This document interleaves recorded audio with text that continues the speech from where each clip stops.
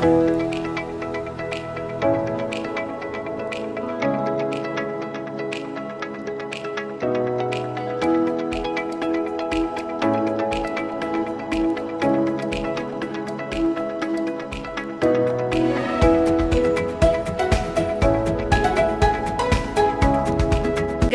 welcome back to Kenton's kitchen. So today we'll be doing peanut butter chicken curry, and here are our ingredients. You're going to use diced onions, sliced tomatoes, fresh chopped coriander, our chicken pieces. We're going to use around 1 kg, grated ginger and garlic paste. We're going to use green pepper and some chili flakes. We're going to use our peanut butter, some chili powder, curry powder, chicken masala, and some black pepper. Stay tuned till the end. So we're going to start by marinating our chicken pieces. I'm going to use half of the grated ginger and garlic.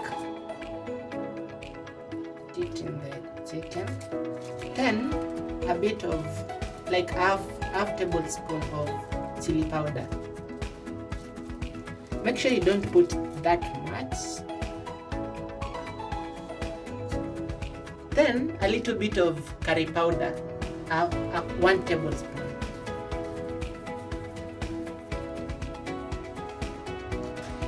Then a pinch of salt, just a little salt. Then mix this. Use your hands, it will be more easier.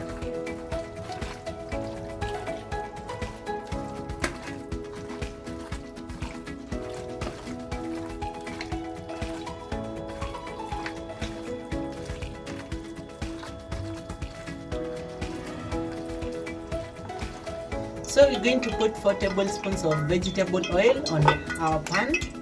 Then start adding our chicken pieces. So we're going to fry these a bit by bit. Don't fry them all at once. So after frying for some few minutes, I'm going to remove this and put them in a different bowl. Now fry the remaining part. So after frying our chicken pieces, you're going to add our diced onions in that oil. We're not going to waste any. Once your onions turn translucent, you're going to add the remaining part of ginger and garlic paste. Then cook till the onions turn golden brown. After your onions turn golden brown, you're going to add. So now we're going to add our spices. I'm going to start with some curry powder, 1 tablespoon. Then our chicken masala, 1 tablespoon.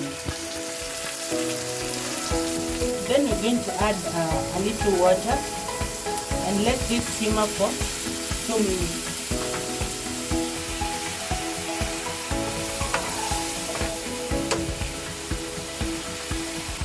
So at this point, you're going to add our salt to taste and a little sugar. Just a little. So now we're going to add our peanut butter. Just 2 chunks.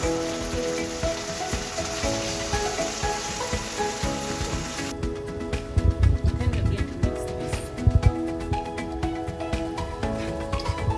Then now we're going to add our chicken pieces, our fried chicken pieces.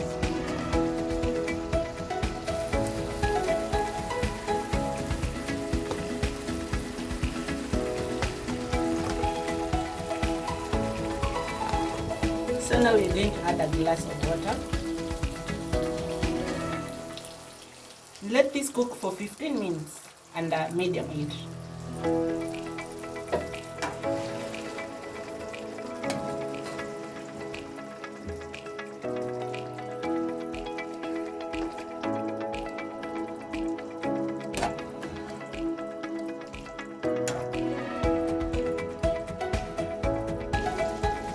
So this is how our peanut butter chicken curry looks like 15 minutes later. So at this point our chicken is fully cooked, and what is remaining is only garnish my curry using fresh chopped coriander.